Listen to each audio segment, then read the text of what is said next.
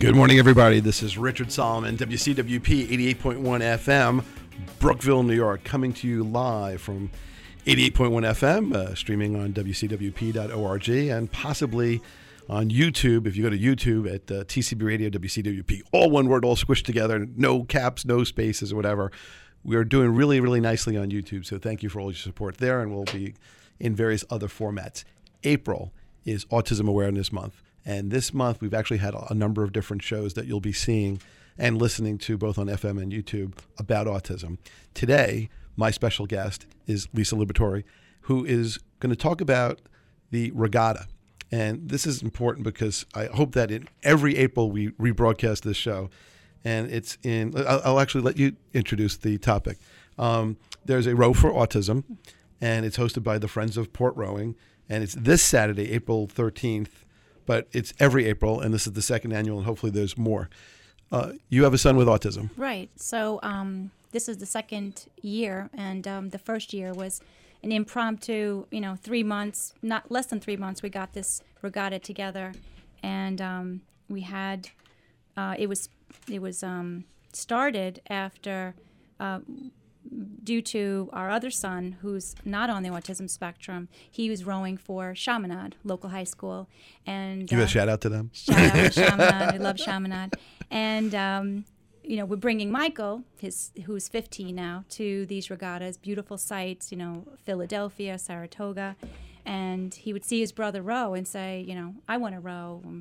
Doesn't have a lot of verbal skills, but he could communicate that. He would actually walk towards the water and root on Alexander. And it was, as a parent, you want to do whatever you can to make your child happy. And we approached Port Rowing's coach, Steve Panzik, who's just a great guy, and said, how do you feel about starting an adaptive rowing program? And, because our other son looks like he might be interested in that, and he's very athletic. What is adaptive rowing? So adaptive rowing would be a rowing program for somebody with special needs. Okay. Not just autistic, whatever special needs the person may have. And Steve said, that sounds like something we might be able to do. Would you be willing to help us do that? So they actually investigated what would be required to run an adaptive program. Went down and visited Kentucky to see another program there. And turned out that they just needed some specialized equipment and people who are willing to take this on. And they got Michael started, and he took to it immediately. I mean, the smile was, instantaneous. And Steve said, wow, this is incredible. How about April is Autism Awareness Month? Why don't we do a row for autism? So that was the coach's idea, and we said, okay, let's do that. And we went and contacted a few sponsors and see what they would be interested in it. And we called the local high schools, the rowing high schools, and 7 schools said that they would participate in this regatta. And then he called the U.S. Rowing people and said, what do you think about this? And they loved it. And they said, we're going to sanction this event, which is unprecedented. Awesome. So it's now become a national, something that they're interested in doing nationally. And the town of North Hempstead said, wow, what a great thing. And how about we sponsor it? So, it's really been an outpouring of support. We had about almost 2,000 people that showed up last year, and it was a glorious, beautiful day. And we had music and MC and people who have never even seen a regatta, which is a race among 8 men. Usually they're 8-man boats. A lot of people had never even seen a regatta before because they're usually at locations outside of New York. Like Boston. Yeah, so it was pretty exciting to see even Chaminade Road and Port Rowing Road. So they did their races as we typically see. But then the highlight was Michael and his mentor. So every adaptive rower is paired with a typical teen mentor, and that's, I think, one of the best parts of this whole program. And the teens are doing it completely voluntarily. They go through some training, which which is under the supervision of Dr. Volpe, who's a child psychologist. And she teaches the mentors what autism is, how you should, what are some of the skills, and they have to sit for, it was about a 3-hour session before they can actually be a mentor. Like an orientation. Yeah, an orientation. And so we actually have about 20 students who are willing to be mentors, and we don't have enough adaptive rowers. We have about 6 rowers now in this past year. Michael has gone 2 times a week because rowers typically train indoors on a machine called an erg. What's that? It looks like, you might see it in a gym. It looks like a rowing machine that you... like a universal gym kind of. Yeah, you sit on it, and you... Yeah, it's a rowing machine. A rowing right, machine. Yeah. They call it an erg. And that's what all rowers use to train, and they try to get their best time. So they typically do 2-kilometer pieces called a 2K, and they try to get their time as quick as possible. Under 7 minutes is considered a very good time. So that's like the 4-minute mile. Right, exactly. Okay. So they practice indoors all winter and then look for the fall and the spring to actually get on the water. So Michael actually rowed in a regatta on the water and in an adaptive race in Philadelphia this year, came in 2nd place on a 5K race, which is 5 kilometers, credible. And this second annual Row for Autism, Steve has told me that we have 20 schools who have registered already. So this is definitely getting some momentum. It's getting some momentum. A lot of the local businesses are also sponsoring it, and we just couldn't be more excited. We're just trying to make it really interactive for other families to come, so that it's a long day. So we have face painting and hair braiding and a lot of information about autism. A lot of Autism Speaks will have a booth there. There's a couple of great organizations, local organizations that are helping. Such as? the Spectrum Center. They're under the supervision of a great woman named Stella Spinakos, who's started a vocational training center. Somebody you should definitely speak to. Okay, maybe we'll get them on before the end of the month. she bought a home after her husband passed away, and tried to make something good come of that, and for her son who's autistic, and started this vocational program. So anybody what they do is they make T-shirts and merchandising equipment for businesses at good prices, and they employ teenagers and adults on the autism spectrum, and so they're gainfully employed. They actually, she told me recently that they brought in $100,000 last year, and I know I'm going to make for my business, we're going to use them for T-shirts and hats and things like that. Maybe TCB Radio needs to, Yeah. We'll have to talk about that. Yeah, and they do graphic design and everything. If you don't have a logo, there are a lot of talented young people there. I could use a logo, so this could be Providence. Yeah. So yeah. Right. If we are to show up on Saturday, where are we going? So it's Bar Beach. Okay, but the town of Port Washington.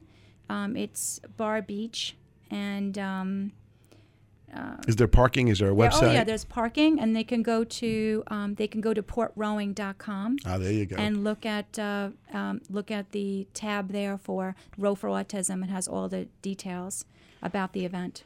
And just for clarification purposes, this is a time when you go to Bar Beach, you don't need a leisure pass or any Town of Hempstead. Correct. It's free parking. There's going to be lots of giveaways and really great entertainment for the whole family. What has rowing done for your son? What changes have you seen? Well, when and what has it done for you?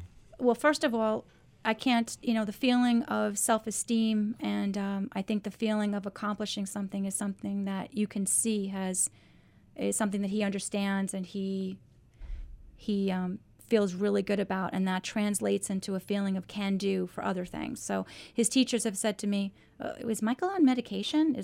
What are you doing for Michael? And I say, nothing. He's rowing, which is a new thing, and he's gotten medals, and he has an opportunity to spend time with typical peers, and he sees what's expected of them. All of his data from reading, his behavior, his attention, his physique, everything is off the chart from this 1 year of rowing. Well, sure. I mean, I think you can only imagine what the strength is both on an aerobic level and on a muscle mass level. Right. Because he's a young man and he's probably right. solid. Right. I mean, if you say you want to get ready to go rowing, it's immediately dressed and ready for he loves it. He loves it. It's not something that you have to drag him to do. It's not for everybody. I have my nephew. I brought him down, who's on the autism spectrum, and I said, "So what do you think, Christian?" He goes, "It's not for me, at least." So, so it's not for everybody. But we had his class, Michael's class, come and do a class trip there to the indoor facility.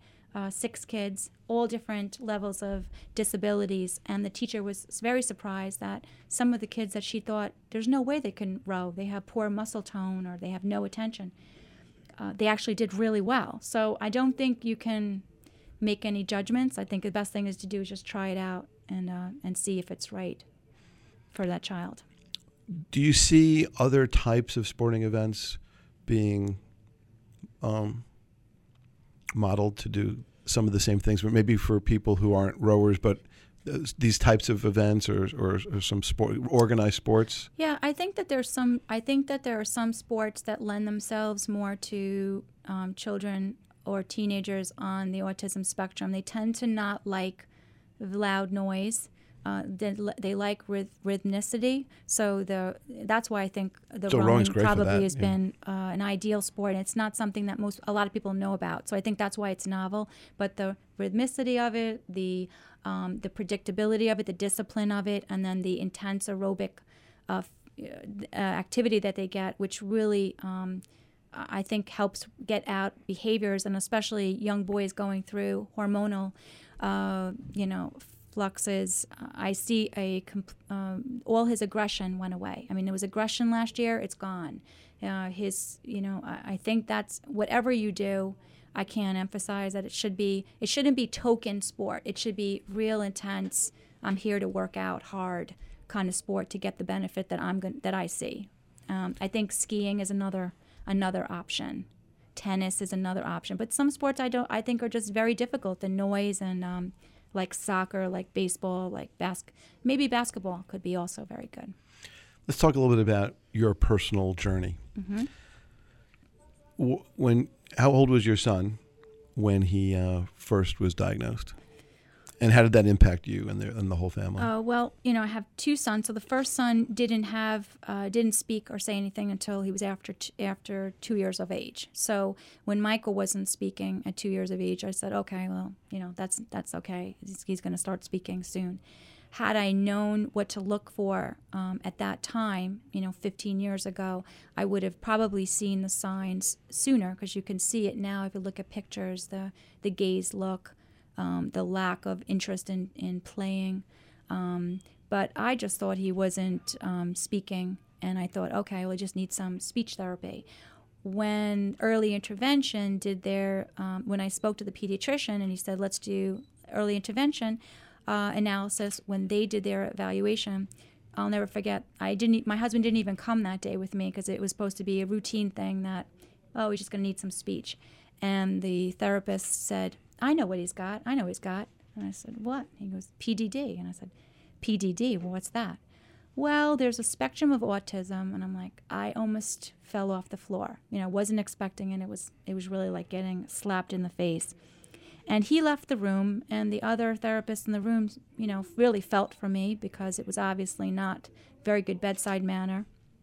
And they said, well, it's very early, and they tried to, backpedal a little bit. And I said, after the damage is done, right? I just walked out of there looking like dazed and, just terrible. And I think, I don't think my husband really grasped it until we went to a specialist in the city, C.C. McCartan, who everybody knows about her. She's the lead person in diagnosing autism, and she did a 2-day evaluation, videotaped him, and did very extensive, and then sat down with the 2 of us, my husband and I, and said, so the diagnosis is autism. And I think hearing that from her at that time, from the expert, the color came out of his face, and that's when It's when it hit home. So he's about 2.5 years old. I think that it's different for everybody. I'm obviously a physician. My husband's a physician. We have a good livelihood. Unfortunately, I can say that it's a kind of a condition that's extremely expensive if you want to get your child all the help that he can, and I think that's a shame, because it really you'll see an improvement in your child's development and language, and based on how much therapy and how much you put into it, and it's expensive. One of the problems in all the interviews I've done with all the people is that there really doesn't seem to be yet enough true awareness on a community level, on a school-wide levels, on every kind of level. And one of the goals of this show, for example, is to really reach the mainstream audiences out there and really try to get the message across that this is something that's very ubiquitous, that it's very challenging to the families that have it, and it can't be sort of swept under the carpet or just ignored for people to struggle on their own. This is something where you really do need a concentration of resources and tools to really help people. And until I've met all the people that I did, in April, it's really sad to see the lack of focus and attention. We as societies, we tend to focus on a lot of the wrong things, pop stars and, who's doing this and who got arrested for that and who's getting divorced. But there's real people out there who are struggling, who need resources, help, guidance, support, counselors, and that's all lost. So, and I know from talking to other people, you get a sense that you have to be your own research facility and your own therapy facility and your own advocate. Yes, I mean you have to. My son's in a school called the Brookville Child Center, which is under AHRC, which is the most amazing organization. And if you're lucky enough to have your child in that center, you know that your child is going to be taken care of for the rest of their life, because they don't just think about what's going to happen for a first grader. It's all the way through their life till they're adult and they're residents. And the principal there, Sherry Black, is probably the most amazing woman in the world. But when my son was going to public school and they were treating him like, he was such an unusual case, and I was getting called every day to come because he had toileting issues and this. And I said, well, what do you think an autistic child has? They don't have good fine motor skills. How are they going to, wipe themselves? I mean, it's basic stuff they're not prepared for in public school, but yet they want to take these child and say, oh, I can handle him. Well, you can't handle him. So in the summertime, he went to AHRC for the summer. That was in the Seacliff, when they were in the Seacliff area. And I saw my child do so well. And I said, oh my God, this is so great. He's so happy. He looks like a different kid. Can he come here? And she said, Lisa, Sherry Black, the principal, said, Lisa, we would love to, but there's hundreds of kids on the waiting list to get here. But if a spot became available, we would take Michael, because we know him now. It's hard to get a classroom that works well. Well, the day before school started, she called and said one of the boys moved out of district and we have a space for him. So it was like a miracle, and he's been there ever since. And it's a loving environment. They love him. He's happy. And I think that's we just all want our kids to be happy. That's it, like everybody. I just keep trying to find what is that thing that excites him, what's going to bring him out. And I found the things, but they're different for different people. What worked for your family? So what worked for our family was I think the fact that my husband and I are a couple, I think, is unfortunately unique. The fact that we're together, I think, is a really high rate of divorce in general and among autistic families. I think having a father figure as involved as my husband is with him, they need their fathers. I'm saying boys because it's 10-1 boys to. Yeah, it's an amazing statistic. It's amazing, right? 10-1. So I think they need their fathers. They need to feel that their fathers are proud of them, and they need to relate. And I think trying to find things that the fathers can, for my husband, he found that woodworking was something that they could do together. So they do carpentry. So they've made wine racks. They've made anything that you can make out of wood. They've made. So that's their thing. They'll go with the tape measure, and they got the goggles on, and they got the whole thing, and they're out there for a couple hours. So that's something that maybe people didn't think of. All right, this is Richard Solomon. This is Taking Care of Business. We'll be right back. Weekdays on WCWP. Great music is in the mix from 7 a.m. through the afternoon. Listen every weekday for our mid-morning talk block. Get in the game with the Sports Wire at 6 and talk collegiate and professional sports. And spend your nights rocking out to the rock show at 7. 88.1 FM and WCWP.org. The Plainview Old Bethpage Public Library offers a bus trip to the show, South Pacific, at the John W. Engman Theater at Northport on Wednesday, June 5th at 10:30 a.m. The cost is $57 per person and includes a matinee ticket to a 2 p.m. performance and round-trip transportation by luxury bus. Registration begins on Tuesday, April 30th for town residents. For more information, please call 516-938-0077. The community calendar is a public service from your friends at 88.1 FM and WCWP.org.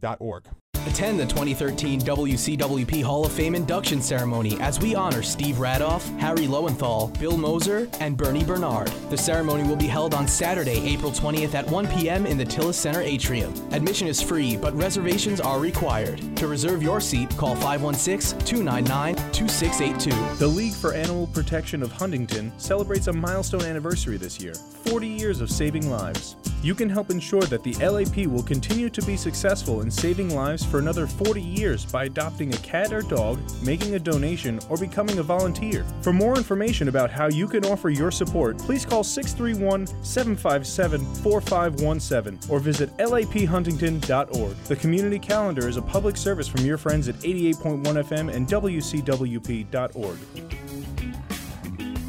You are listening to Richard Solomon on Taking Care of Business. Welcome back. We are talking with Lisa Liberatore about autism, and we were sharing her personal story. Now, your son was diagnosed about two and a half years old. So let's kind of bring it up. You had the diagnosis. You went to the doctor. You had the 2-day exploration, and it hit home. And then I know that we kind of fast forward a little bit to today with sort of woodworking and the regatta, which is very important. April 13th, 2013, and it's what's the website again? It's portrowing.com. Right. So every April, please look for that in the future. But what about all the 10-year period between, say, like 5 years old and 15? What was that like for you? What was that like for your son? What was all the trial and error? Well, basically, there's an organization called Early Intervention who is the one who did the analysis, and then they also make recommendations. The recommendation they made for Michael was to try to get him into a school-based program as early as possible. So by 3 years of age, we were living in Manhattan at that time, and he entered Central Park Early Learning Center, which is a school for children on the spectrum. And so he was 3 years old, and he went there from 3 to 4. At that point, I was looking for what's going to happen after that when he goes to kindergarten. And at the time in New York City, 10 years ago, more than 12 years ago, there weren't a lot of options. I was shocked to find that a lot of parents were putting their kids on a bus and they were going to New Jersey or Westchester to find good programs. And the programs that I looked at were in the basement, crowded, horrible conditions. To be not seen. And when my husband and I talked about it, and we said, oh my God, here I'm working in the city. Can I just walk down, can I just walk, to my office and then put my kid on a bus for 2 hours a day? No, we can't. So we moved to Queens, and my sister, who has a son who is 3 years older than Michael, was already going through the system and said, why don't you come to Manhasset? They're really amazing here. They're offering a lot of services for children. And so we actually found a house in Manhasset and enrolled him there. And like I said, they tried their best, but really not equipped to handle it. In the meantime, talking to other parents, I guess, was the best way to find what would work. My pediatrician, who I loved, really didn't have a lot of answers. He didn't think anything was unusual, that this was... I said, you got to have your head in the sand. Do you see what's going on? I mean, did you ever know anybody with autism? How do I know a sister or this or that? I was already seeing it starting, and I never saw anybody with autism growing up. I had a big family, and here nobody was autistic in my family, and here my sister and I both had an autistic son. And as we said before, apparently males seem to have it in a much greater proportion than 10 female. to 1. Is there any 10 to 1? They don't know yet. They don't know. I mean, obviously, there's got to be something protective about the Y chromosome. I mean, about the X chromosome. So, but they don't know. You know, I don't think the researchers don't know yet. I mean, there's definitely a genetic component to it, but it has to be something that's environmentally triggered. Just like you can smoke cigarettes and you're not going to necessarily get cancer, you have to have a genetic predisposition. It's got to be something like that. So until we find out what the environmental trigger is, you know, it's an epidemic. I mean, we know it's an epidemic. It's crazy. And so I would talk to parents and say, you know, what do you do? What do you do? And that's the kind of in the complementary medicine arena is where I actually got the most help. And being a traditional, I consider myself traditionally medically trained, but I wasn't getting any answers. And I really refused to use pharmaceutical medication. And Michael's never taken pharmaceutical medication. Is there actually prescription medication? I've never heard that there were any real pharmaceutical agents that actually were really designed for autism, other than just to kind of... Right. They're not designed for autism. They're designed for traits of some children or like individuals. Like the ADHD stuff? ADHD, OCD, obsessive compulsive disorder, aggression, focus. So they're for those things. But in talking to parents, there's a huge trade-off to using those medications. A lot of times the side effects are irreversible. That's scary. It's very scary. And they don't know the effects of the brain development using them. So I always resisted it, and I tried to do it whatever other way we could. The only thing that really has been shown to help is behavioral therapy. It's called applied behavioral analysis. So really intense one-on-one therapy, a lot of stimulation. That's what really helps. And it's expensive because, you know, private sessions are $70 and up an hour. I mean, if you really need 40 hours a week, I mean, who can afford that? It's a full-time job. And so what I would see when I was talking to parents is parents moving back home with their parents, selling their home, anything that they can do to help their child. They heard about this therapy. I mean, I've tried all of them too. There was something called Tomatis. Which is what?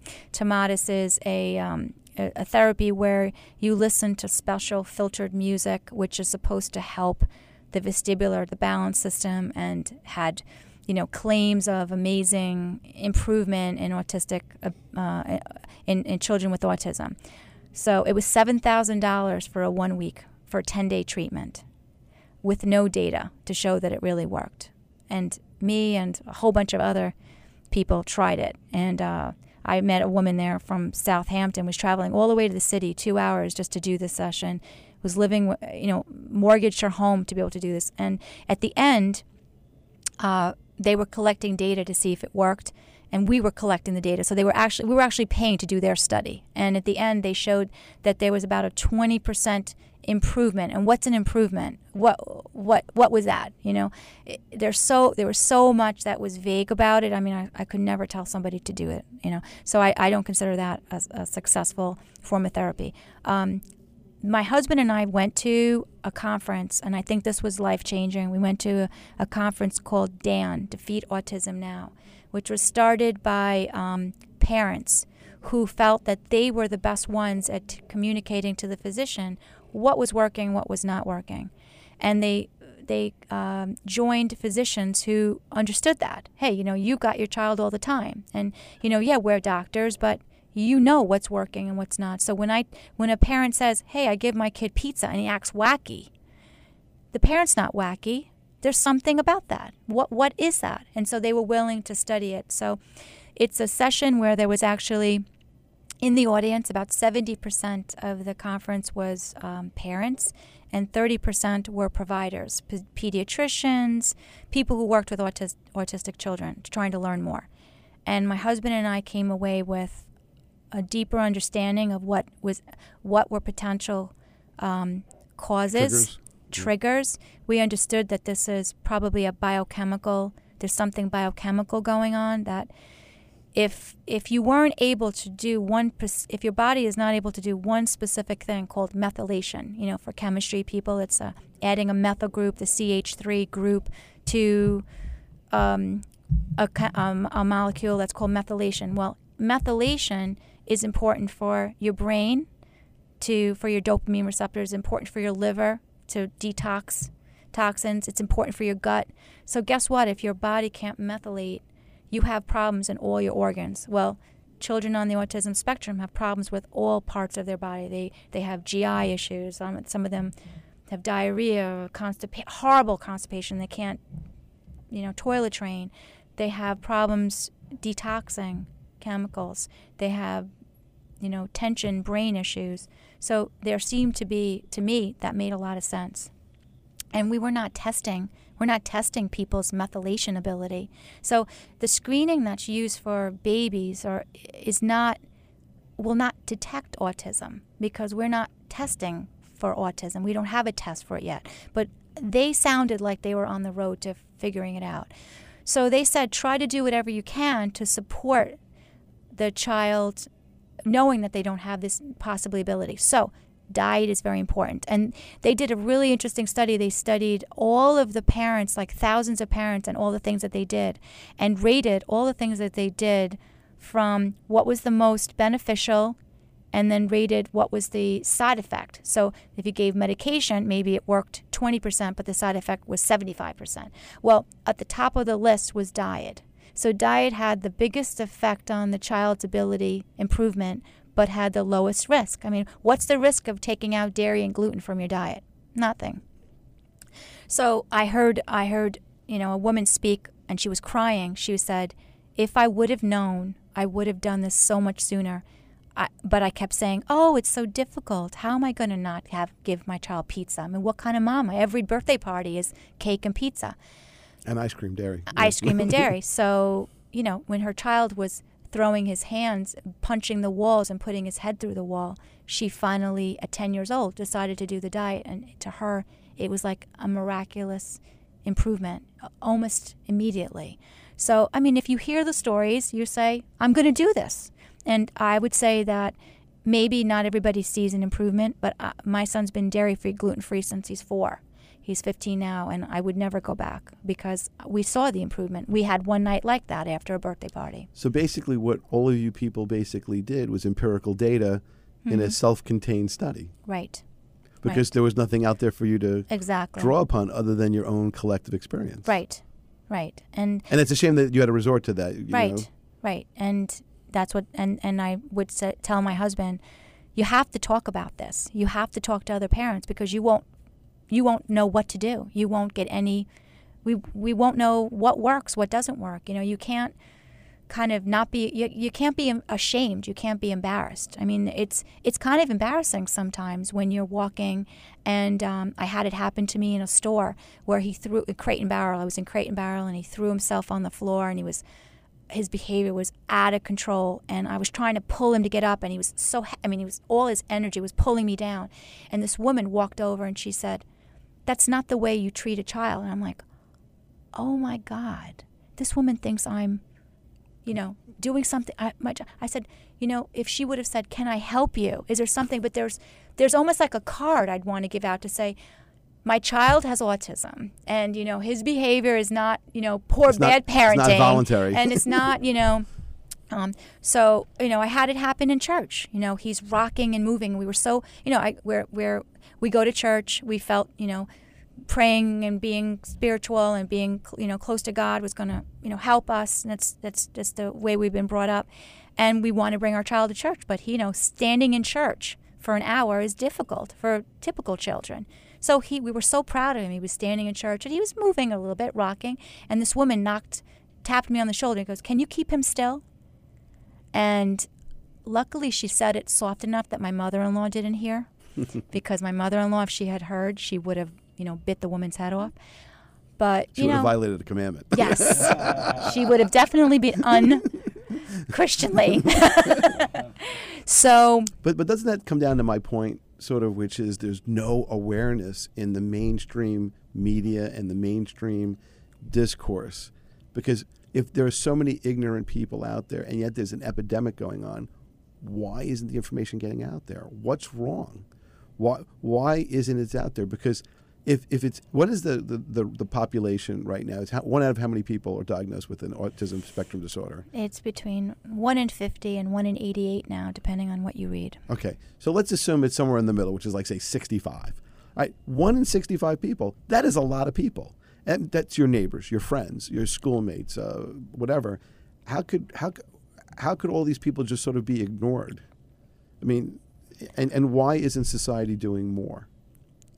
I know, I'm sure it's money, and I'm sure there's some politics behind it too. You know, if you sweep it under the carpet, no one sees it. Just like problem gambling, a lot of other things that we don't want to acknowledge. I mean, I think that I read that it costs something like $4 million to raise an autistic individual, and I would say that I feel like we're paying for college every year since he's born, expensive college. So I think that as a society we have to find the answer, so that if we can treat it, if we can figure out if it's a chemical thing or it's a biochemical thing or it's a, we have to cure this, because we're going to have a generation of neurologically damaged individuals, and this is a very challenging condition to live through. I mean, I'm at a good point right now where I'm smiling, but I had many years where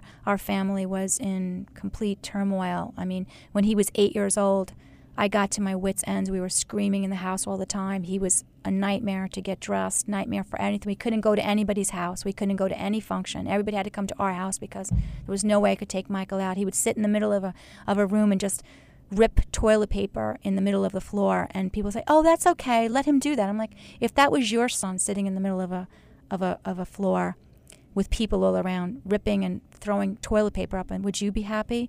So the other organization I would want to give a shout out to, because by all means, this is all about resources. Dan organization is something every parent should go to see. It's a go-to. It's very inexpensive. They low budget, and they're really amazing resource. The other organization that helped us is called CARD, Center for Autism and Related Disorders. CARD. They're based in Westchester, and I was being helped by a doctor who said, Dr. Levinson, I'm at the point I got to give him medication. I don't know what else to do. I mean, I've tried everything. I've chelated him. I've done hyperbaric chambers. I've done infrared saunas, everything you could think of, tomatis, eye therapy, vision therapy, horse therapy. He said, Lisa, before you do that, can you call CARD? Maybe they can help. And so I called them. And they said, what we do is we do a 911 type of thing. We'll come into your house on a weekend. You get all of your, anybody who interacts with Michael together, teachers, parents, grandparents, anybody, babysitters, and it's 2 days. I think it was about $1,000 at the time. And they did a lecture first. They talked about what autism is, what ABA is, and some information. What's ABA? Applied Behavioral Analysis. So it's a kind of therapy that's used to teach individual tasks, basically by breaking them down into very, very small steps. So if you want to brush your teeth, you break it down maybe into 12 steps, and you teach each of those steps, and you reward each of those steps with a positive reinforcement. Sometimes food is used, and unfortunately that's why a lot of the kids are a little overweight, because they're given food a lot of times to reward treats. So then what they did was they observed Michael. They observed Michael, and they observed everybody with Michael. And they saw the tissue paper, and they saw the inability to get, not wanting to get dressed, and tantruming and all this stuff. They came back the next day, and they said, first of all, about the tissue paper, I want you to, he could be doing a lot worse things. He could be picking at his skin. He could be mutilating himself like other people that, other kids do. So this is not a harmless activity. And for some reason, he needs it right now. So I want you to make a schedule, and I want you to choose what's good for you, 7 o'clock at night after dinner maybe. And it's going to be his time with his tissue paper. I want you to make a ritual out of it. Take a roll of tissue paper, put it in a box, find a locked place, and actually unlock it, take it out, give it to him, and set a timer for 15 minutes, and just let him do what he wants to do. At the end of the 15 minutes, take it, put it back in the thing, lock it, let him see you lock it, and that'll be the end of it. So the first night we did that, and when I had to lock it up, he cried and tantrumed, and I said, okay, Michael, we're going to go watch a movie, come when you're ready. And eventually he came. The second day, he watched me lock it. He didn't do anything. He just quietly walked away from it. And the third day, he locked it himself. I said, Michael, lock it up. And that was the end of it. After 8 years between 3 years of age and 8 years of age of dealing with this paper thing, they figured it out in one weekend, and it became a non-issue. Because they knew what to do. They knew what to do. And nobody else knew what to do. They said, oh, let's make it into an art project. Let's do all kinds of things we tried nothing worked. He needed it. And if you ever saw Temple Grandin, the woman who's in her 50s, who's autistic and talks a lot. She's verbal, and she does a lot of work with animal rights. Yeah, she's the one who kind of understands how. Claire cattle, Danes did the story, yeah. Because I saw it's an amazing story. She seems to understand how cattle behave, what they like. She understands animals in general. So when it came to sort of herd management, all these other things, she's the one who told all of these people, no. The cows don't want to be like linear. They want they want like curves. Right. They only need to see what they need to see that's coming up. Right. Keeps them all calm. Right. Yeah. They see shadows that you don't see. She wrote the book Thinking in Pictures, which is an awesome book, which says people with autism see the world in pictures. They're very visual, and things that bother them don't bother you. And that's really true. I mean, Michael will fix about 20 things in his room before he'll go to sleep. It bothers him. Everything bothers, and it's the same way every night. The blinds have to be up, the door has to be closed, the chair has to be pushed in, the blanket has to be this way, the pillows have to be arranged this way on the floor. Everything's a certain way.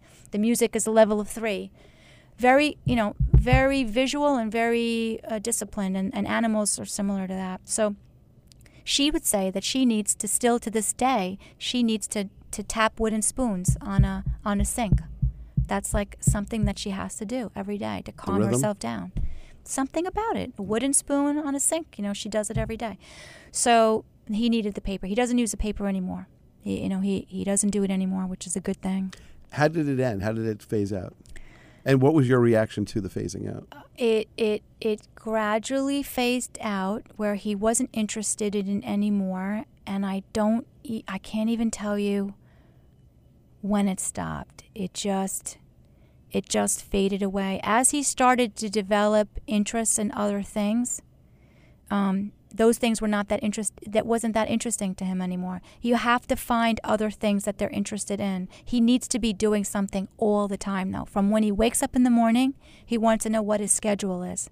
And he will do his schedule, but he needs to knows what he's doing all day long. I'm going to go I'm going to go make my bed. I'm going to go get dressed. I'm going to do the elliptical for 30 minutes, and I'm going to do my art for 30 minutes, and I'm going to practice my piano for 30 minutes.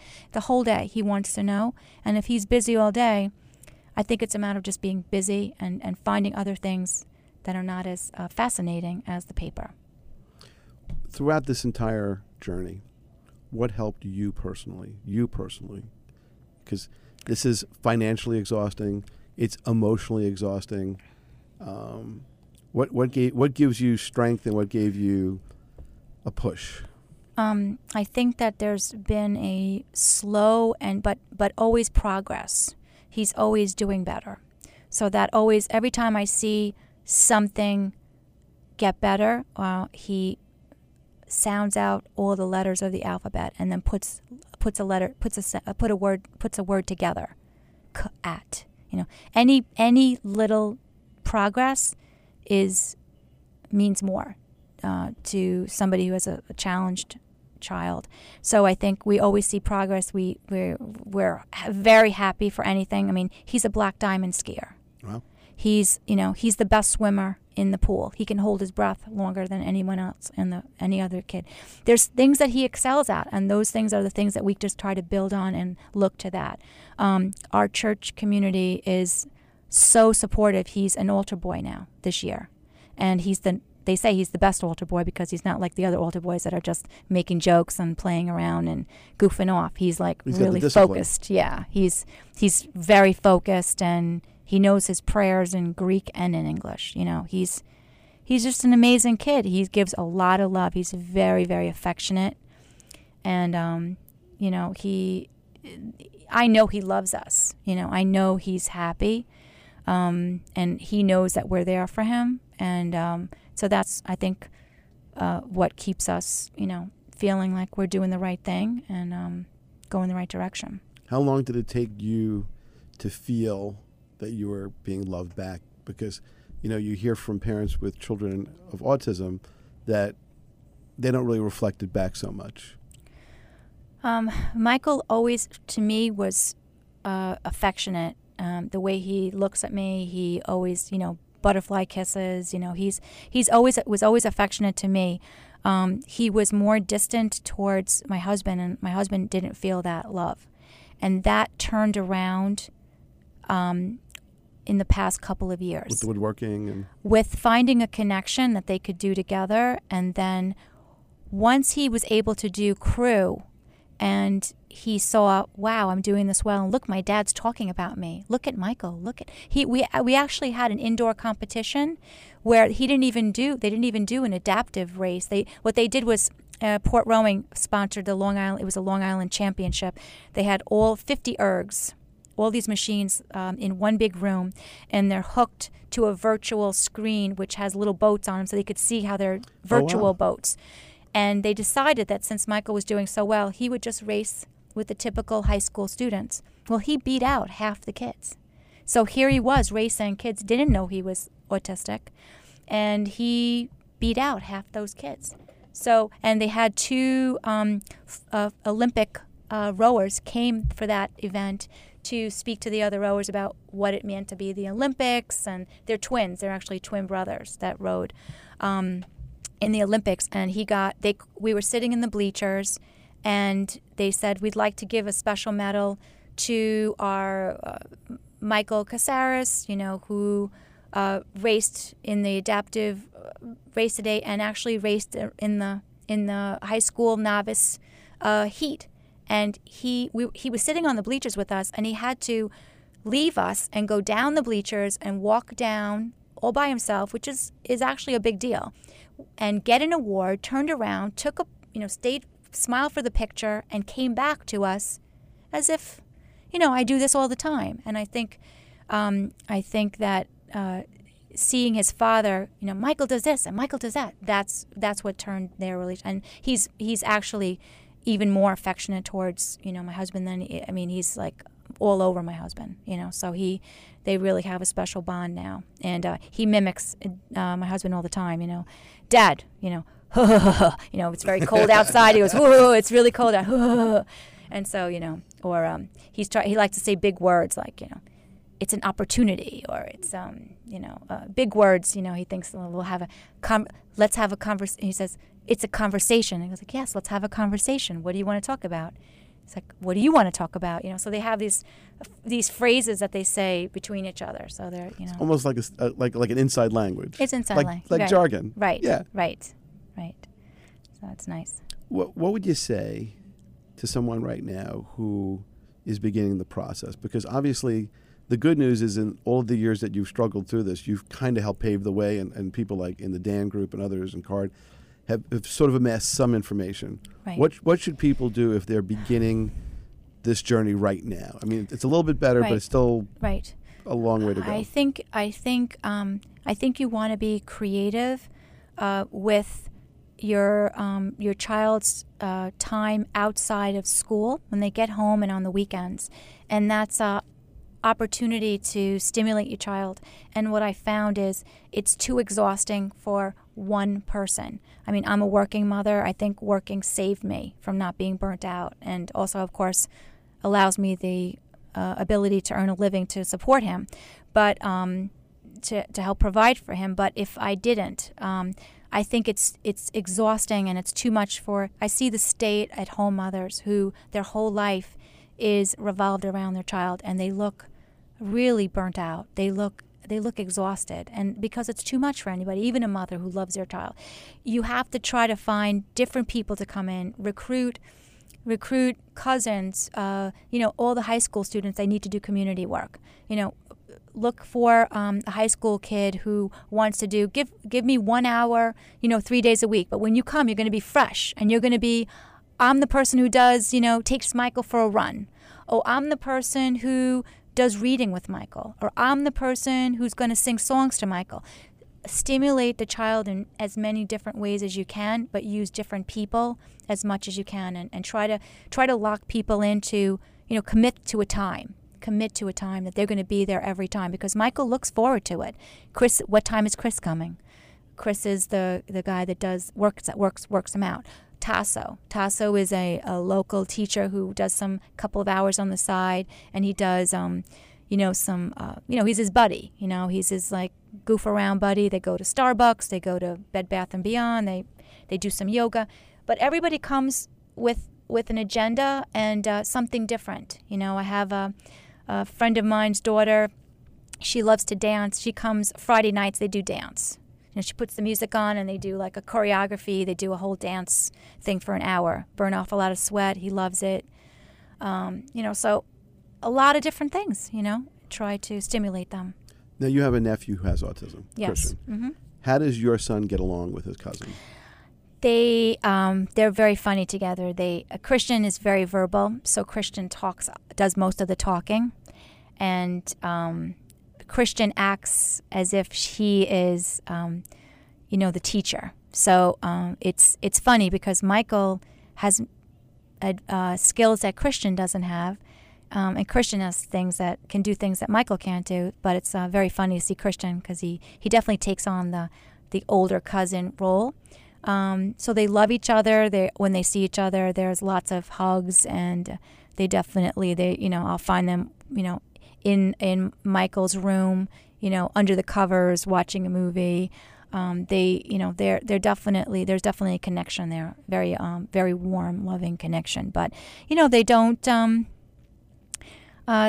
sit there and play a game together. It's more like, okay, I know you, I love you, you're my cousin, but they like different things. Like I said, like any kid. Christian is a very social kid. He likes. He's not interested in art. He's not interested in crew. He's not interested in physical sports. They have different interests. Christian's a singer. Christian loves to sing. They're not necessarily going to hang out that much because they don't like the same things like any other friends, cousins. But does it help that they feel that they're not alone and their family? I think family is very important. I think my son, Alexander, is probably the best teacher that Michael has. And Michael idolizes Alexander. And he wants to, if we go out for dinner, if you watch Michael, he's mimicking every move Alexander makes. If Alexander puts his hand on his chin, Michael puts his hand on his chin. If Alexander crosses his leg, Michael crosses his leg. He's watching every move he makes. And Alexander looks out for all his cousins, and we're not going to be here forever, so of course it's on our mind what happens when they're adults and we're no longer around. So it's wonderful to have family that's around and cares. Speaking of that very delicate and tough topic, what should people do to help plan for the future? What's the right things for people to think about? Not necessarily do, but to think about. I don't have the answer for that yet because that's a problem that everybody's struggling with right now. We don't have those solutions right now. The woman I told you about that opened that organization, Spectrum Center, she had it. The reality is she's a single parent now. She never thought she'd be in that position, and that's her only son. So she's actually raised money. She's actually been raising some of that money. Has been going to buying residences. Residence means a home. It could be a two-story house where you have maybe a couple of individuals on the autism spectrum living there with one or two. I don't want to say caretakers, just Somebody in charge. Somebody in charge, and they have their work schedule. They go to work every day. They have house chores, but it's where they would live if they're not living at home with their families. For us, I'm not thinking about that. I mean, we're not limited by Michael in terms of we can travel, we can do whatever we want to do with him because he's made such improvement in this past year. I wouldn't say that a year ago. So I'm happy that he's a pleasure to be around. He's company. He's somebody you want to have around. So in terms of, and my husband and I both have businesses, so he would work for us. I mean, there's things that he can do.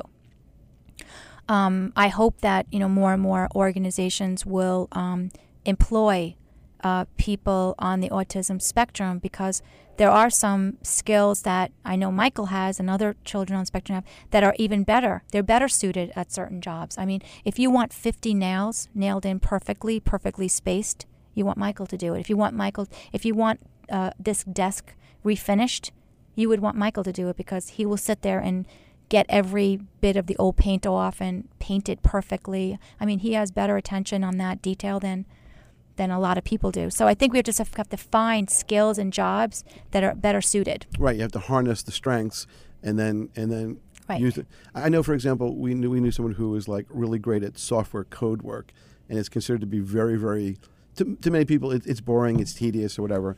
But for this particular person, for some reason, he was great at it. He found all these little defects, and he was great at it. But because of some of his other issues, if certain things didn't happen a certain way, he'd freak out and have a meltdown, maybe throw a desk and whatever. But I guess the goal is to try to find all the strengths possible and then just harness them to something like that. And as a society, we owe that. We have to do that. And I don't know why it's really not being thought of. Well, they don't have to be, they don't have to be, these individuals don't have to be a burden on society. They actually can be an asset and a productive.